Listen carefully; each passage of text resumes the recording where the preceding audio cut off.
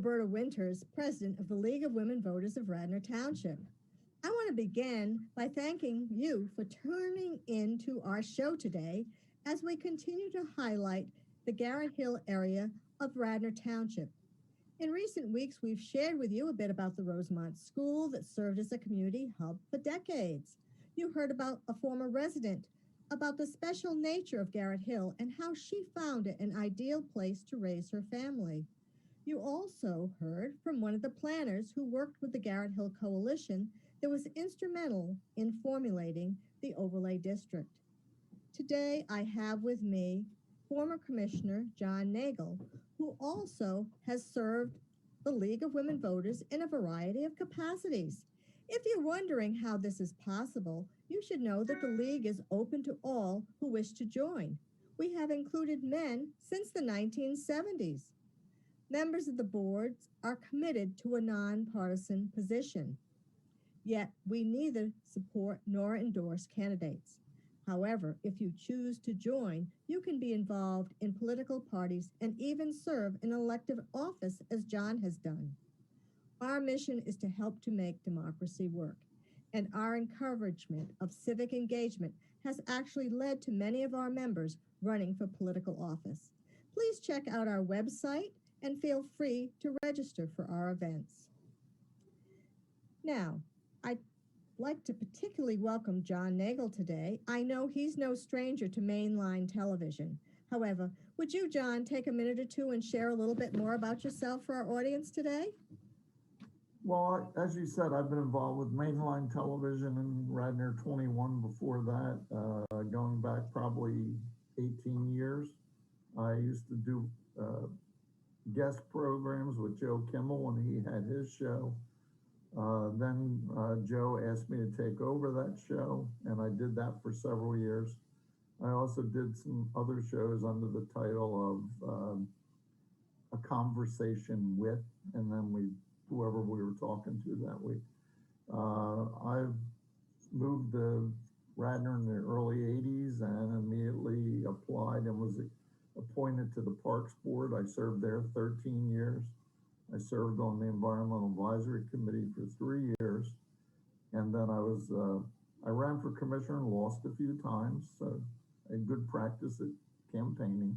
Eventually served 2 years of an unexpired term when Lisa Paolini, may she rest in peace, retired, resigned, and then I was elected twice to my own term, so that was a total of 10 years.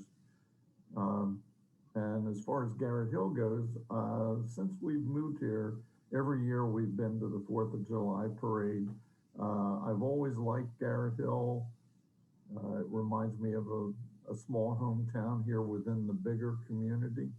And even before I was a commissioner, I was involved up there with the Bryn Rose Civic Association because people would approach me to help out on issues.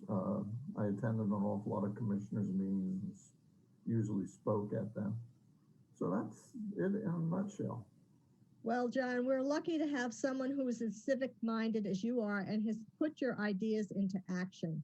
One of the things I wanted to ask you is, I know you sometimes were a part of the Garrett Hill Coalition meetings. And how did you happen to get involved in some of those meetings, and what did you observe when you went? Well, I got involved when the folks in Garrett Hill first found out that this was after the Wayne business overlay was completed, and the next task that those folks were ready to move on to was Garrett Hill. The folks in Garrett Hill were a little upset by that because there was no one from Garrett Hill involved, and so they came to the commissioners and, you know, I won't say protested, that's too strong a word, but, you know, identified the issue. They came together and formed the Garrett Hill Coalition, and then worked with the township to take on the task of having the neighbors decide what the Garrett Hill overlay would look like. And I know we met, and I was a part of many of those meetings where people met to sort of brainstorm ideas and think about things. And I think you may have been present at some of those meetings. Did it look like it was a representative group? I mean, did it look like it was a, seem like a democratic kind of consensus type of affair? Or did it seem like there was something was being pushed through by people? No, I know there are some folks that seem to think there's a little core cadre that's driving this, and that nothing could be further from the truth. There were members from actually outside of Garrett Hill area. And I seem to remember we did a visioning, they called it, yeah, where people from all over the township got together and talked about the issues. There were, the business community was involved. They had a representative on the final group. As with any plan of this nature, there are going to be compromises necessary, and I've often heard that the best resolution is one that leaves everybody unhappy. I don't think that's the case. I think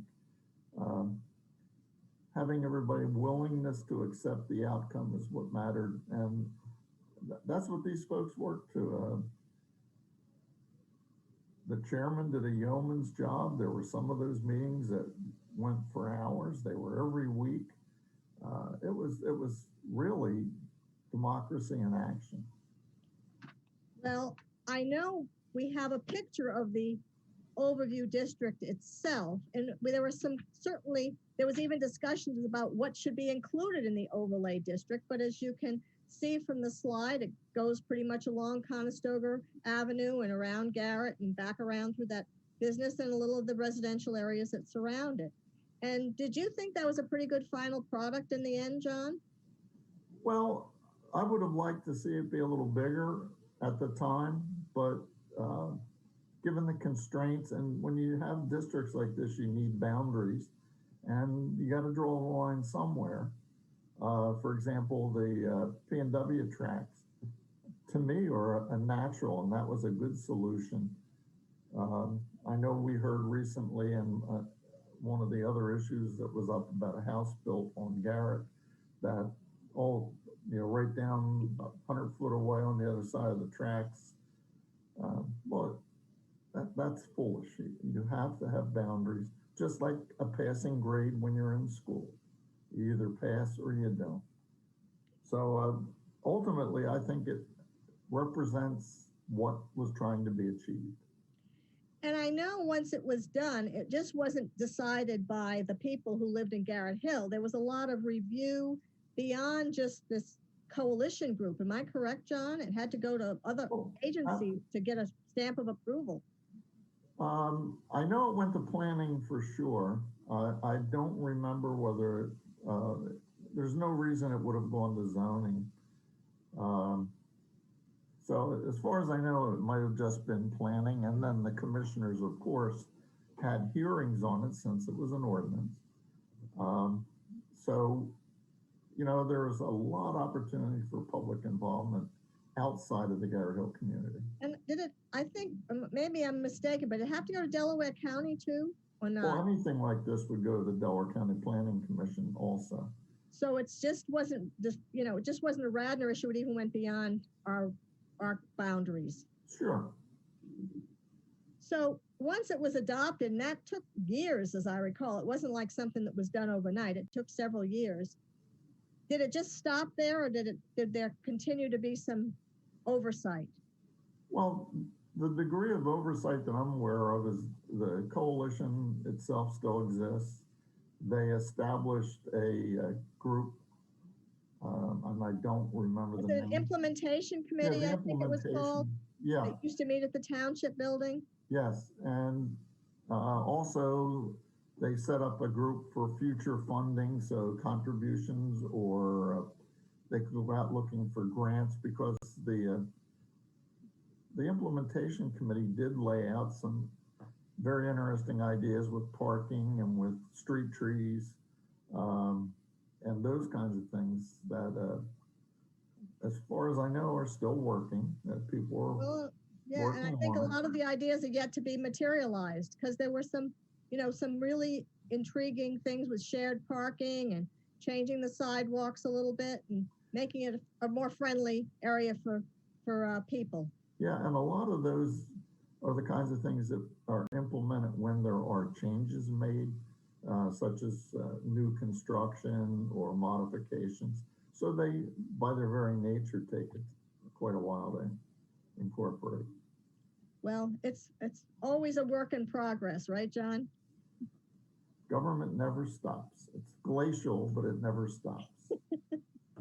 Well, I know you've served as an elected official and you've served as a league member, so you understand a lot about consensus and the importance of trying to see both sides of issues, and as you said, often coming to a compromise.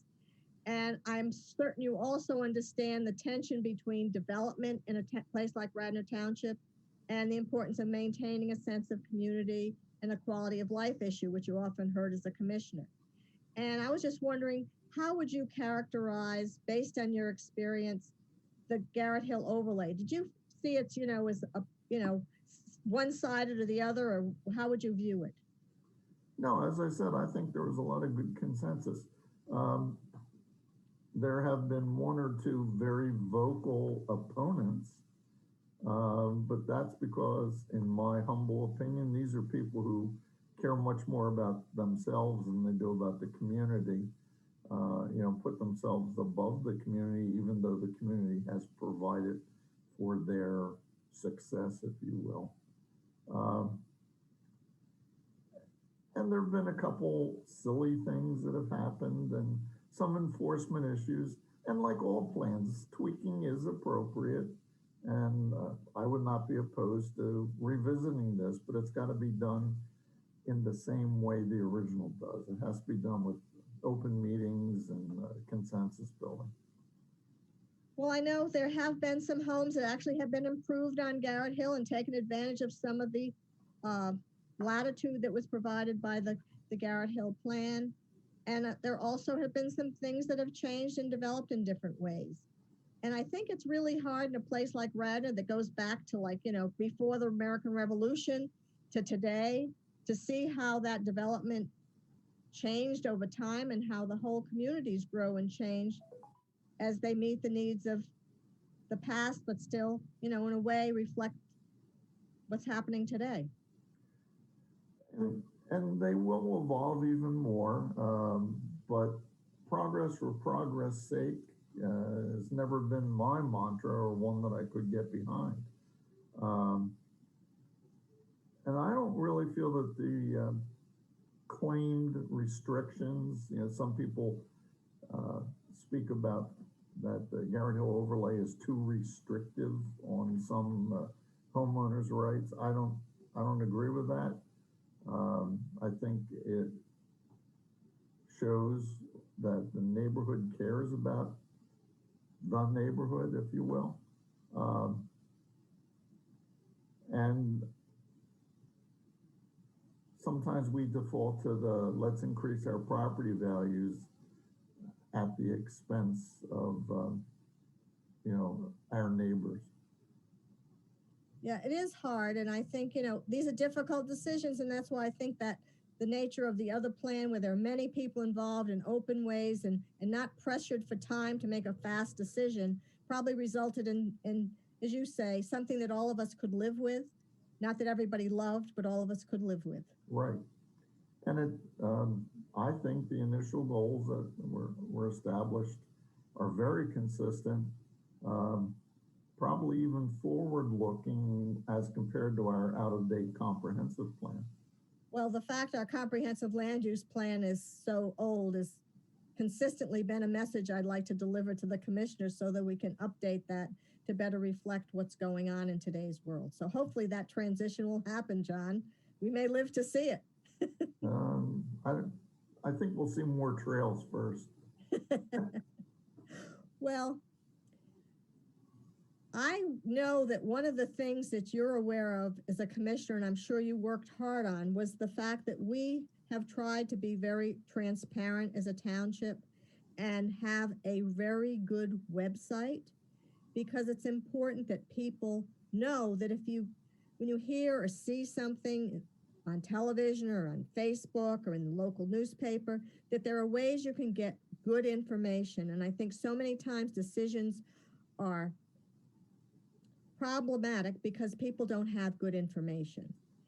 Well, a combination of that and a disappointment that I've had for years is how people don't seem to tune into the last minute and then create a ruckus and don't even take time to find out how much work's been involved in getting to where we are.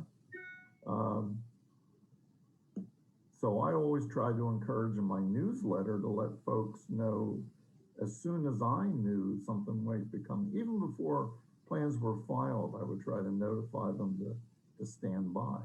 I mean, we have the one development on Conestoga, but how many people know that the village is going out of business? And there's a very large tract of land there that's very attractive, that people need to pay attention. They need to wake up. And we depend on our commissioners to keep us informed. And so I know that's very important for all of us to keep an eye on, because as we look to the future, it's important, as you said, John, to be on the cutting edge and not go yelling and screaming when it's too late. Right. Because I know when you get to zoning, unless you're a stakeholder, they don't even want to listen to you. Well, it's not that they don't want to listen. Well, I mean, they don't have the to. law. People have to have standing. So basically, John, if there's something that you hear about, or there's something that's proposed in Radnor Township, how do you basically go about finding out information about that so you can be proactive? Well, generally, what I try to do is monitor the website and also the agendas of either the Planning Commission or the Zoning Hearing Board. Like you said, I think our website could always be improved, but one thing I pride myself on is the degree of openness and transparency that we established when I first became a commissioner. As you know, we had some previous problems, and our reaction was try to go 180 degrees and put everything out there. We were one of the first communities around here where you can go see the checkbook, for example. But so if somebody goes in and they see that, for example, this development on Conestoga is on the agenda, or they can then go to the website, and there will actually be, if you look at the website, the main picture, the first page that comes up on the left-hand side, there are hot topics, if you will. And if you scroll down there, you'll actually find some of the bigger projects, but you'll also find a linkage to the project's page, and then you can look at individual. Right now, there's probably 6 or 8 items on that that are going on around town. They will have any drawings, any correspondence. Depending on where the process is, they may already have the comments back from the engineer. And you can also look at the minutes of the commissioners' meetings to see if there's, hopefully you've looked into it before this, but the caucus meetings that always go before the actual hearings. The purpose of the caucus really is to provide an opportunity for the public to see what's coming down the road. So it's a very useful tool, and not to mention one little thing in there, the trash schedule. Everybody checks that out, John. Well, apparently not, because I drive down the street some days when trash pickup's been suspended or relocated, and there's an awful lot of trash cans sitting there. Well, I know if you do what you said, which was to go to the menu and you go scroll down, you look at Radnor Township projects, and you go to the next scroll and you link down, you go to the, land development project specifically, and then you go down again and you find at the bottom, because the last one is always the last one that's been proposed, is the last one on the list, is that, in fact, Conestoga Road 910, 912 item, and you can actually even see the sketch of what's proposed in addition to the applications and everything. So if you're concerned, well, what's this going to look like? I've heard about it. You can actually see how it's laid out, and then go from there to the comments so you can see things like setbacks and impervious surface and all those things. And John, if you don't understand what setbacks and those things are, is there a way to find that out too? Not an easy way, Yeah, that's what I unfortunately. thought. You almost have to get into the planning code itself. Uh, you almost really, it's not an easy thing until you've sat through at least one meeting where they've talked about setbacks. So I think it's important that if you want to get involved, it's important, you might want to actually tune into some of the planning committee meetings to see the kinds of discussions that happen. I mean, I've been in, I've gotten educated a lot just by watching the meetings. Well, that, and if you're paying attention and get in there early, the first thing I would caution people is don't automatically scream and holler and say, no, not in my neighborhood. Many of these developments, the developer is usually their first plan is they're asking for the moon. Mm-hmm. However, if you talk to them in a reasonable tone, most of them will meet with the neighbors and will modify their plans. Now that plan at Conestoga, for example, I think it has 4 exceptions it needs. If I was on the board, I would not approve them, but they go to zoning hearing. Zoning hearing, as you know, is its own separate entity, and the commissioners don't even get a vote. These people make decisions based on the municipal planning code. And number one there, if you are an interested party and do meet the qualifications, having status, is that ask the question, what's the hardship? In order to change and get exemptions, you need to demonstrate a hardship. And to my mind, making more money is not a hardship. But folks really need to understand that cooperation works a lot better than just outright opposition. Well, your experience, John, in all these areas is most valuable. And I think having been around and seen how it works and sharing that is something that everybody in our community is really the beneficiaries of. So I would also like to mention, and I forgot this in our script, John, but I think people can also find information about the original Garrett Hill Coalition site and all of the documents that went along with the overview. That's all on the webpage, yeah. Everything you can find on the website. So if you just Google, go to the Radnor website, Google Garrett Hill Coalition, Google Garrett Hill Master Plan, Google all these things, you'll find oodles of information that'll give you a sense of how things have happened. And if you want to find about Conestoga Road development, again, go through the website. Everything is there. So we're very lucky, John, and I think that's one thing Radnor residents should be very proud of. We work very hard to do that. Like I said, I don't like having to click 6 or 8 times, but I'm lazy that way. But there is a search bar. You can search directly in the page, or you could use Google externally. But pay attention, not just to your neighborhood, pay attention to the entire community. There is a lot of things going on in Radnor that are ultimately affect all of us. Right. What happens in Garrett Hill doesn't stay in Garrett Hill, and what happens in Wayne doesn't stay in Wayne. We are really a community.